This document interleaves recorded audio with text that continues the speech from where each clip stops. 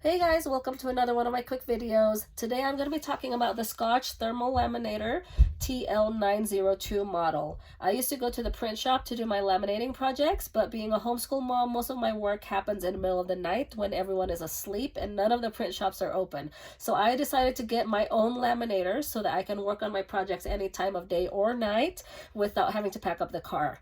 This is actually quite simple to use. You'll first want to plug it in and turn it on. Let it warm up for a little bit. It usually takes about 5 minutes or so. You'll know when it's ready when this button here lights up. This machine takes either 3 mils or 5 mils for your pouches, so it's nice and convenient depending on what your project is. If you flip it over, there's a little tray here that snaps in and out. This tray is adjustable here depending on the size of your pouches and what your project is. I think it goes up to 9 inches right here. Also, make sure you have enough pouches because you don't want to run out of pouches in the middle of your project. There's also this feature right here for the release button in case of a misfeed, and it also has a carrying handle on this side as well.